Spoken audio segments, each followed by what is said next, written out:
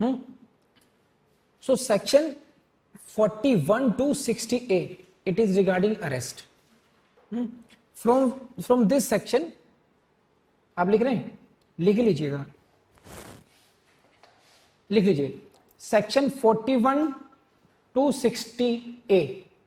This section deals with what? Arrest. Do you have the parents with you? This is regarding arrest of persons, chapter 5. ठीक है?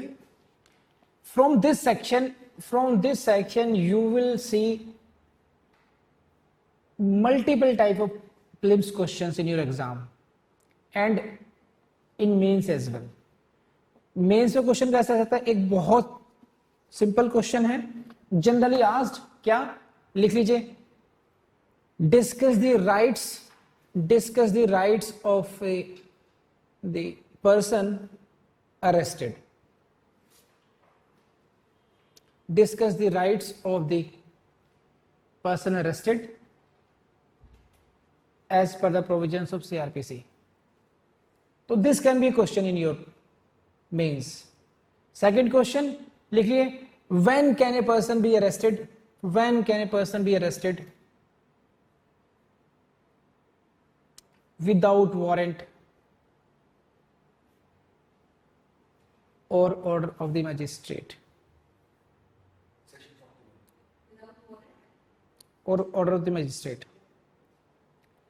अति उत्साह से बचो, अगर आता है, आई नो दैट. थोड़ा सा रिकॉर्डिंग का भी ध्यान रखो, है ना.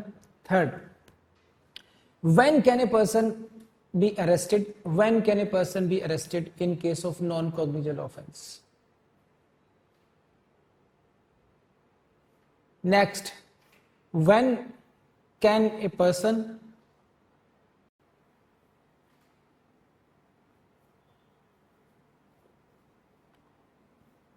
when can a person, that is a private person, arrest any person? When can any private person arrest any person? ऐसे लिखिए. Private person means who is not a police official or any other public official. When can a private person arrest any person? कब कोई private व्यक्ति किसी अन्य व्यक्ति को गिरफ्तार कर सकता है? Next, when can a magistrate arrest any person?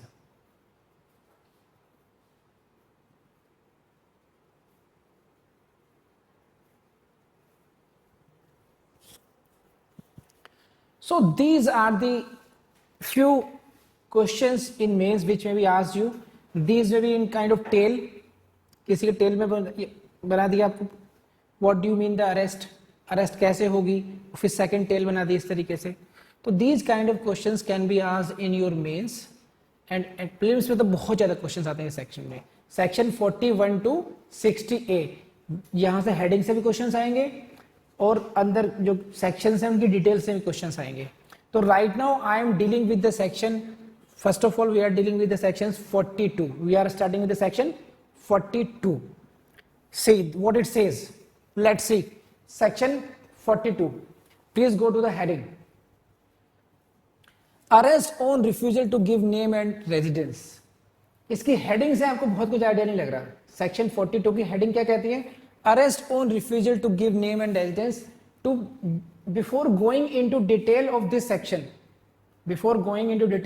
Section, please see this slide. What section 42 says? It deals with these two things. Procedure to be followed after arrest under the section 42(1), and this is after ascertainment of name and residence, person arrested under section 41 shall be released. एक minute. What? Change हो गया है.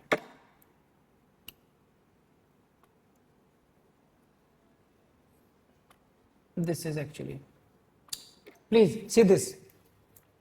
Section 42. Purpose of the arrest under section 42 is to ascertain the true name and residence of the person who has committed or appears to have committed non cognizable offense in presence of a police officer. ये आप line इसको देखो, इसको ध्यान रखेंगे इस तरीके से, नॉन कॉग्निजेबल ऑफेंस। देख रहे हैं आप लोग, आपके पास जो डायरेक्ट है, please go to the definition part, section 2C, what it says, cognizable offense. It says what? I read it. Cognizable offense means an offense which, and cognizable case means a case in which a police officer may, in accordance with first schedule or under any other law for the time being, force arrest without warrant. Arrest without warrant. तो cognizable offense case में क्या है, arrest without warrant की powers है police officer के पास, ठीक है। And now you go to the definition of non cognizable offense, section 2L क्या कहता है यहां पर देखना, 2L means an offense for which a non-cognizable case means a case in which a police officer has no authority to arrest without warrant. समझ रहे हैं आप लोग ये?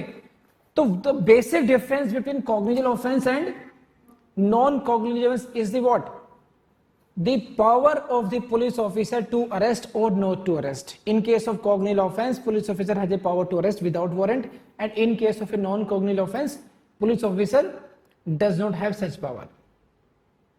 Section 42 deals exceptionally one thing, that when in case of non-cognizable offense, when in case of even in case of non-cognizable offense, police officer can arrest someone. समझ रहे हैं बात?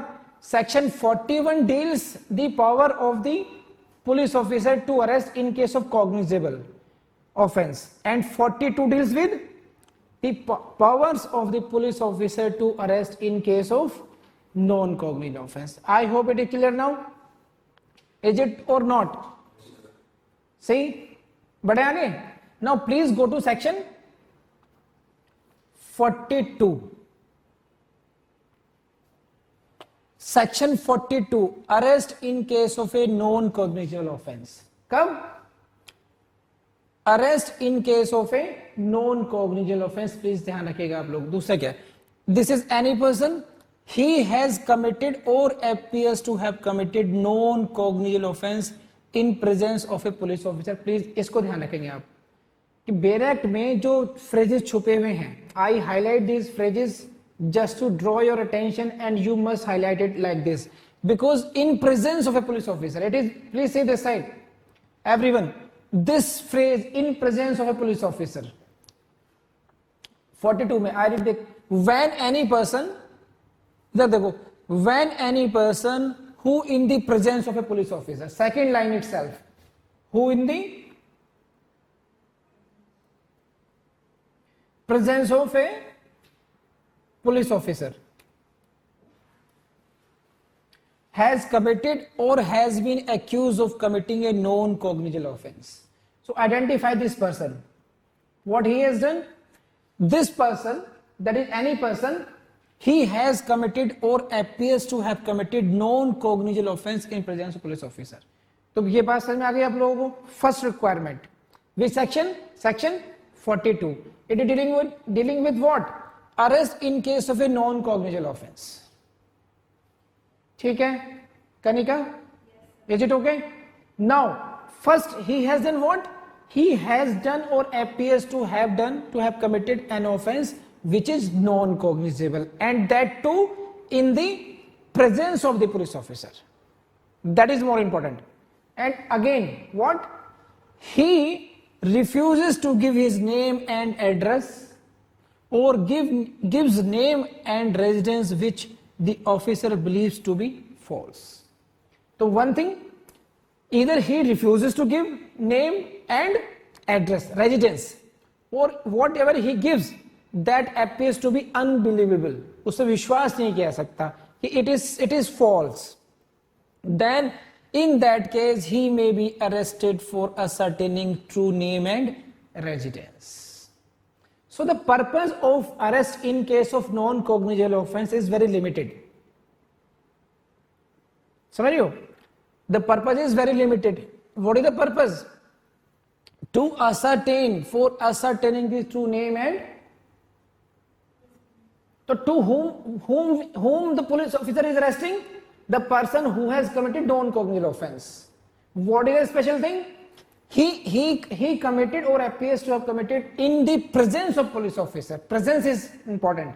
And secondly, he refuses to give his name and address or gives name and residence which the officer believes to be false.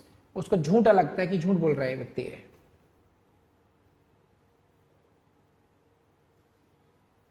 ठीक है.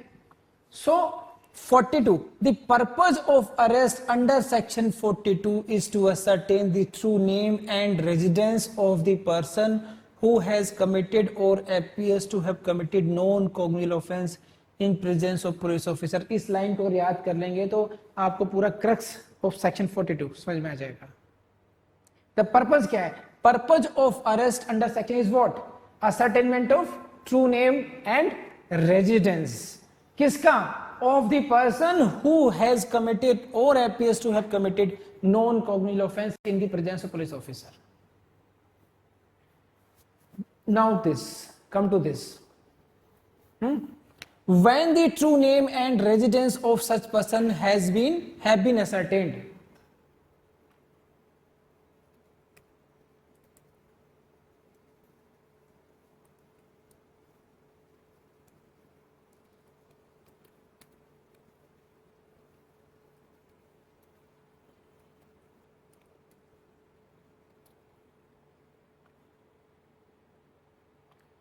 When the true name and residence of such person have been ascertained, he shall be released on his executing a bond with or without sureties. See this. True name and residence is ascertained, then 42 second क्या कहता है? Releasing.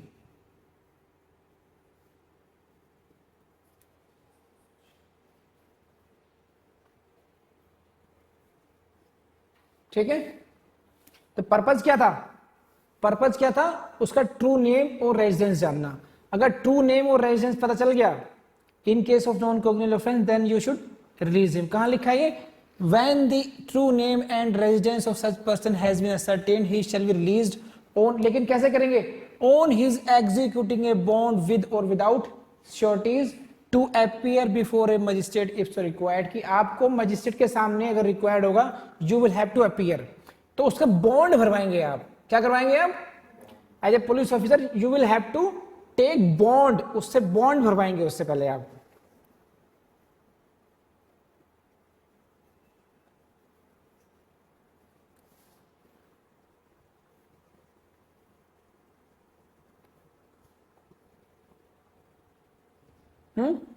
कर लेंगे. See this 42 की जो second clause है, क्या कह रही है? Procedure to be followed after arrest under section 42(1). 42 clause 1 deals with the arrest. When arrest, when he is not disclosing his true name and residence. So for the purpose of ascertaining, the power has been given under section 42 clause 1 to arrest. Now 42 second is what? It is dealing with what? Procedure to be followed after arrest under section 42(1). क्या करेंगे ये? कि after ascertainment of the name and residence, name and residence को ascertain करने के बाद में person arrested under section 42(1) shall be released. और कैसे रिलीज करेगा? On his executing a bond to appear before a magistrate if so required. कैसे? Without surety और विद श्योरिटी. इस स्लाइड को बना लेंगे, आपका काम हो जाएगा. सही. रिलीज करना है. रिलीज कैसे करेंगे? On executing a bond. Bond में क्या होगा? It may be with surety or it without surety, but surety is must when such person is not resident in India. If the person who has been arrested is not the resident in India, then the surety is must. तो इन किसी point से कि उसको जो person arrested है वो कैसे छोड़ा जाएगा? On executing bond. बॉन्ड कैसे होगा? That may be with surety और without surety. When surety is must when such person is not resident in India. हाँ है ना? कर लेंगे.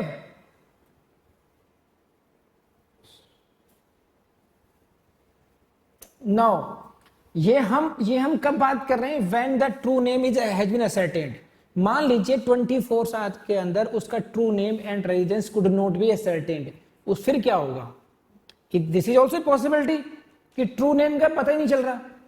मान लीजिए उसकी लैंग्वेज समझ में नहीं आ रही है आपको और 24 आवर्स लैप्स कर रहे हैं, true name and residence could not B ascertained, then when the true name and residence is not ascertained within 24 hours or fails to execute a bond, या bond execute नहीं कर पा रहा है वो, then section 42 clause 3 says produce before the magistrate, produce him before the magistrate।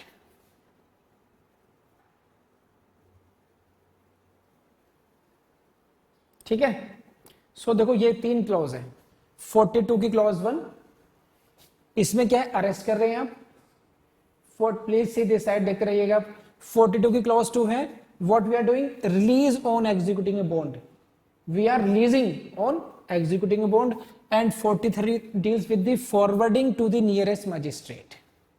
तो these are the, उनके summary होगी, प्रिसाइज वे हो गया। 41 की clause 1 deals with dealing with arrest, 42 की clause 2 dealing with release on executing a bond, and 42 की clause 3 forwarding to nearest magistrate.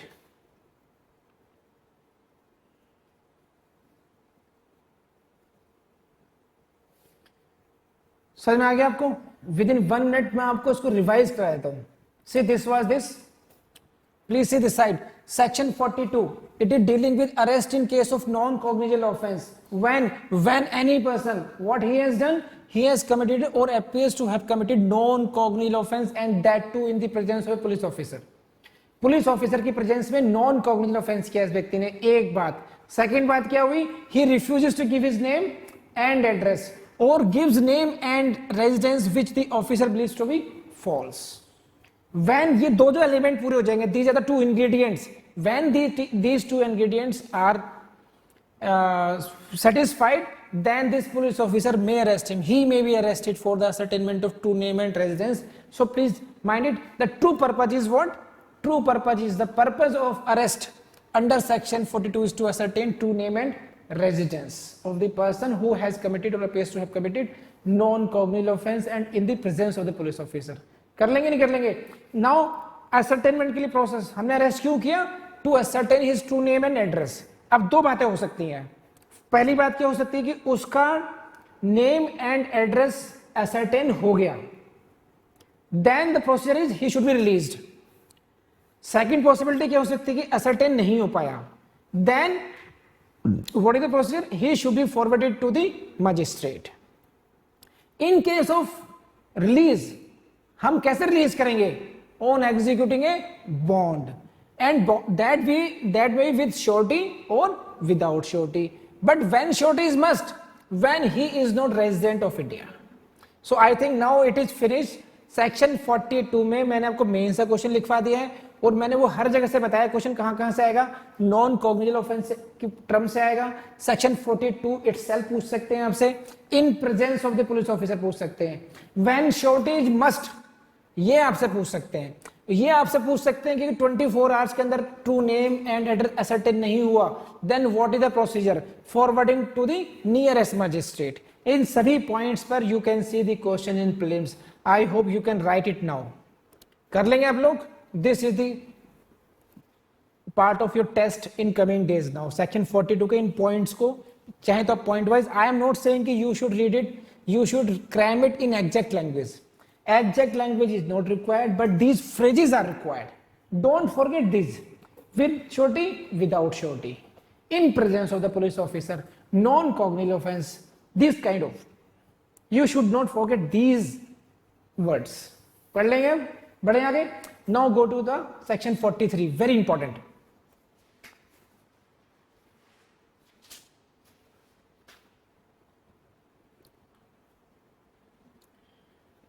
First question is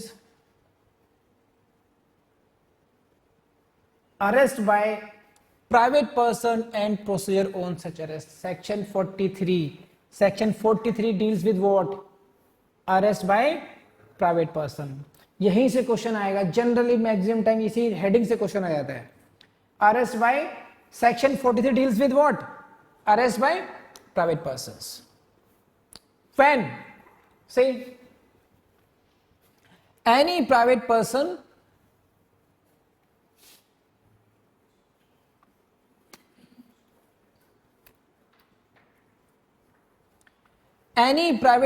may arrest or cause to be arrested. या तो arrest कर सकता है या arrest करवा सकता है. किसको? Any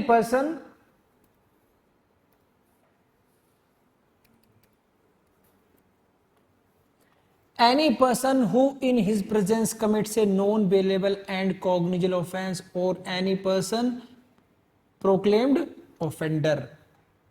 Got it or not? तो प्लीज इधर देख लीजिए आप. ये है, this slide is your answer to all your queries. Section 43 dealing with arrest by private persons. किन को अरेस्ट कर सकता है प्राइवेट पर्सन? Two categories. पहली कौन सी है?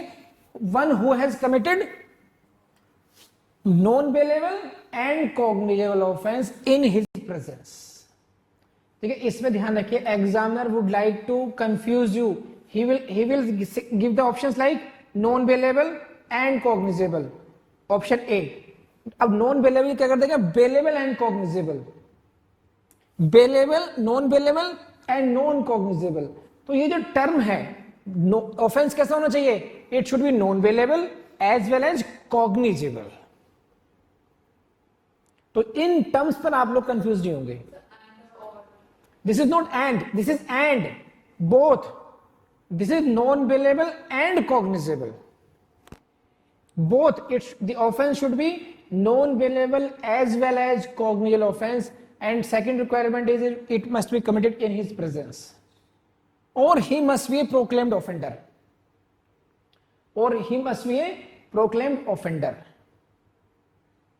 ठीक है, बताएंगे. आफ्टर अरेस्ट क्या होगा?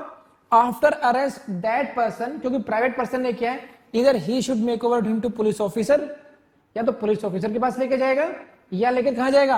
नियरेस्ट पुलिस स्टेशन पर लेके जाएगा. He will take him to the nearest police station. बोलो हाँ है ना? Now let's see the language.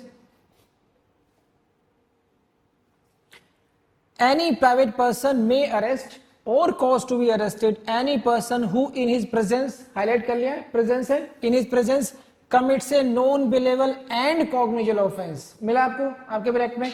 highlight please. or any proclaimed offender. please write P for prelims. यहां से prelims से क्वेश्चन हर बार पूछता है आपसे वो.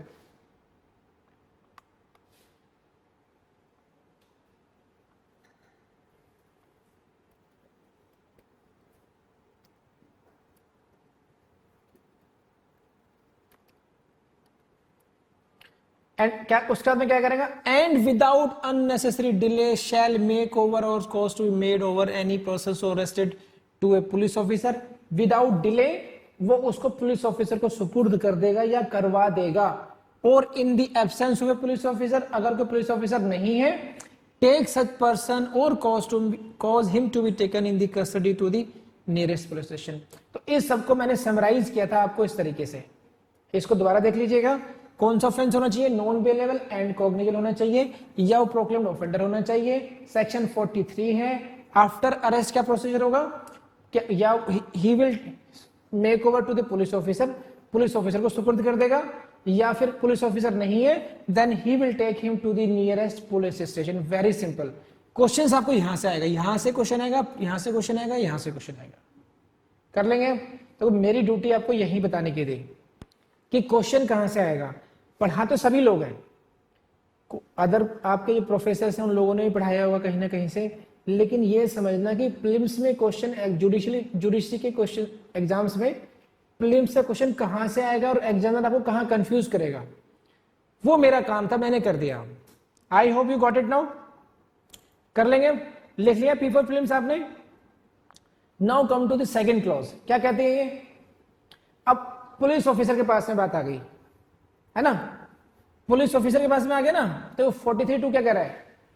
सेक्शन 43 क्लॉज 2 क्या कह रहा है? What police officer will do after person arrested by private person is handed over to him. कि जब पुलिस ऑफिसर को वो व्यक्ति सुपुर्द कर दिया गया है, देन वो क्या करेगा, what is the duty of the police officer, what he should do.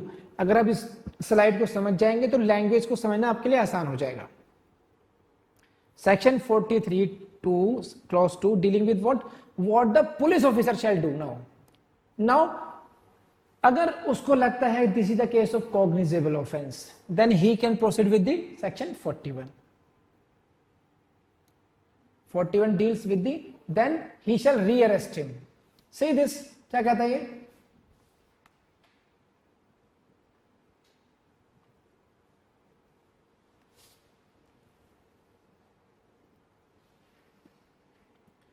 if there is reason to believe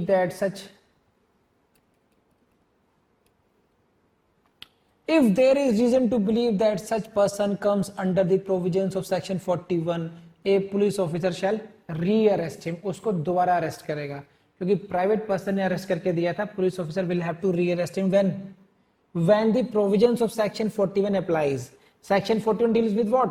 section 41 deals with the arrest in case of cognizable offenses, then section 41 के हिसाब से वो उसको री-अरेस्ट करेगा। कर लेंगे यहां तक, अब पढ़े आगे। Next,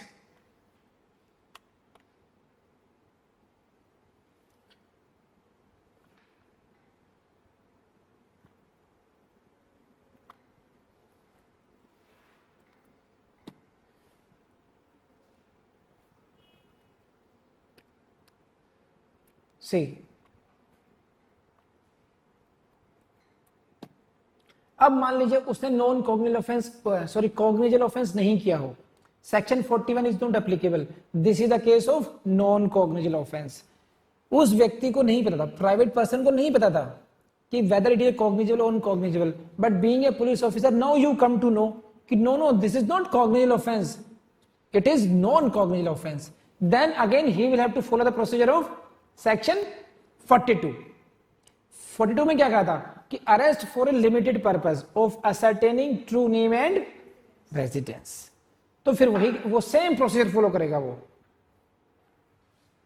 if there is a reason to believe that he has committed a non cognizable offence and he refuses on demand of a police officer to give his name and residence, वही झगड़ा आ गया नहीं आ गया, then section 42 follow करा जाएगा। बहुत brief में समझ लीजिए, एग्जैक्ट लैंग्वेज देखने की बिल्कुल जरूरत नहीं है। अगर नॉन कॉग्निजेबल ऑफेंस है then he should follow the procedure prescribed in section 42। अब कॉग्निजेबल ऑफेंस में हुआ तो 41, नॉन कॉग्निजेबल ऑफेंस है तो 42। लेकिन अगर मान लीजिए ये भी तो हो सकता है,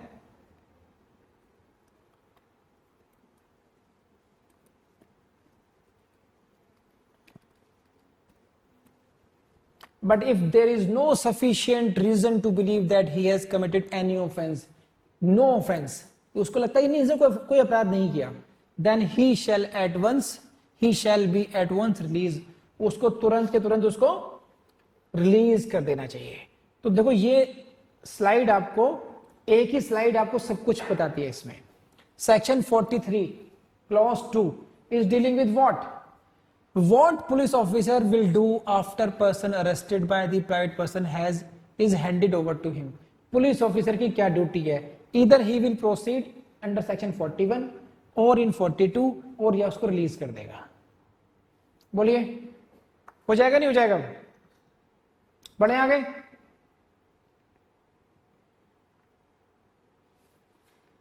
now comes the section 44, very very important.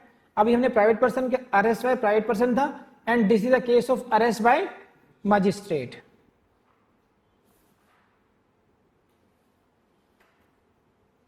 Similar line से पढ़ना है इसको।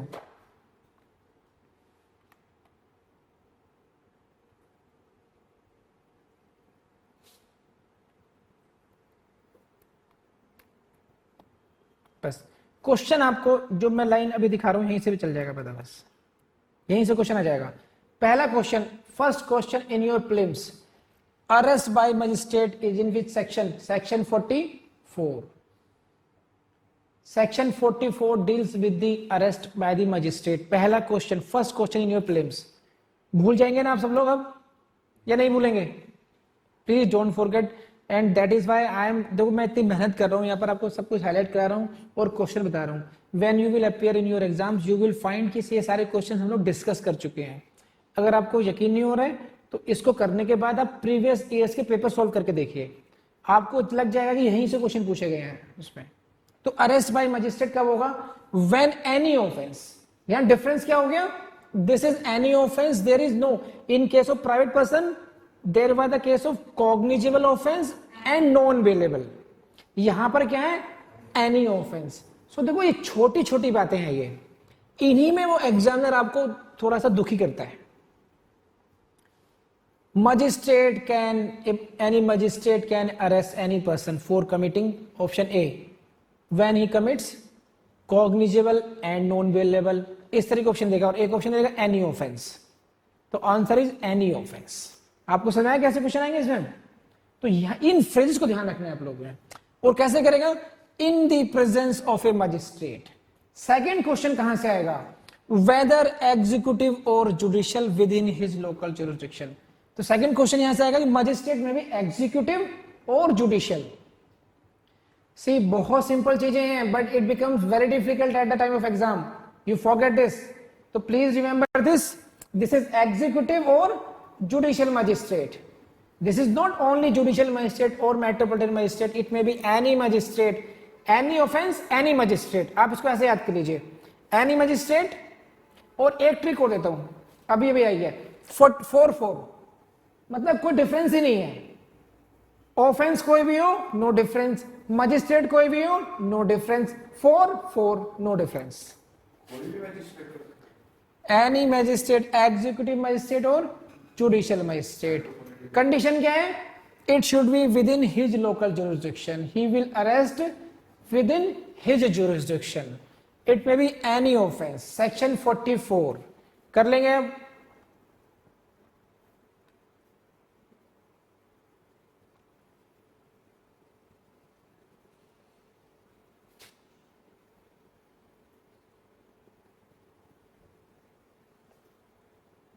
बस इतना, इसमें इतना ही करना है अपने 44. It is sufficient. Now come to section 45, very important.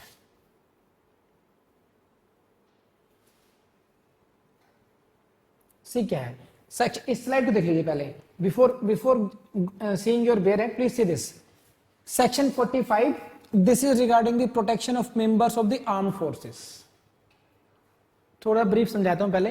ये क्या है? जो आर्म्ड फोर्सेस हैं सेंटर की या फिर स्टेट गवर्नमेंट के जो पीस कीपिंग मशीनरी है, पीस कीपिंग आर्म जो फोर्सेस हैं, उनको प्रोटेक्शन देती है कि उनके सैंक्शन के बिना, उनके प्रीवियस सैंक्शन के बिना, उनकी पूर्व सहमति के बिना ऐसे ऑफिसर्स को अरेस्ट ना किया जाए.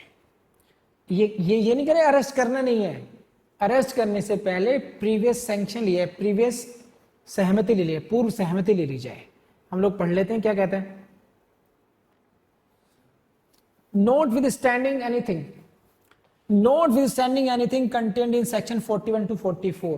section 41 में 41 to 44 कुछ भी लिखा हो, no member of armed forces of the union, please mind it, highlight कर लीजिए, underline कर लीजिए, armed forces of the union shall be arrested.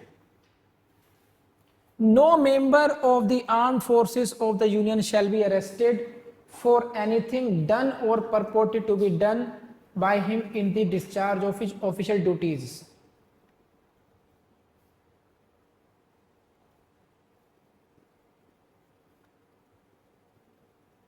See, किसके लिए प्रोटेक्शन? किसके लिए है? For anything done or purported to be done in the discharge of his official duties. Official duties में कोई भी काम उसने अगर किया है, उसके लिए no person shall be arrested. लेकिन कब? Except after obtaining the consent of the central government. Central government की कंसेंट लिए बिना के सिवाय उनको अरेस्ट नहीं किया जाएगा.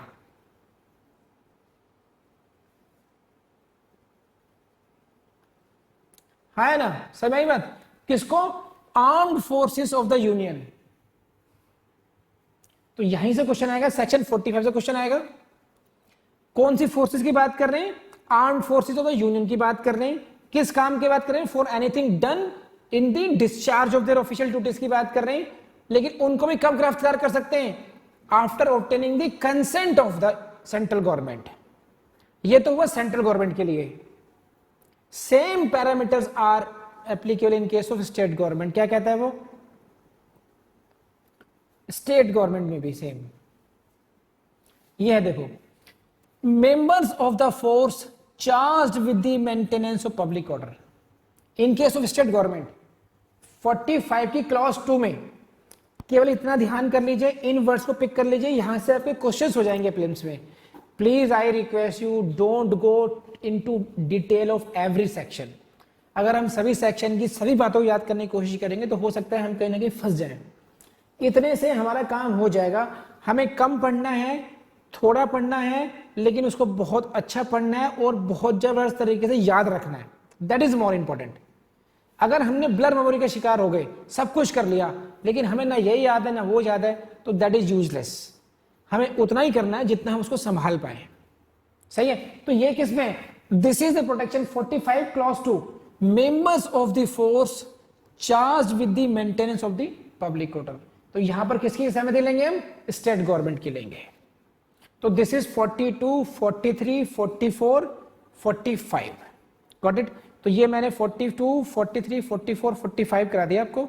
4 सेक्शंस हो गए। यहां से क्वेश्चन आपके प्रीलिम्स में आएंगे ही आएंगे। नाउ क्वेश्चन आंसर सेक्शन, जो भी आपको पूछना पूछ लीजिए मुझसे।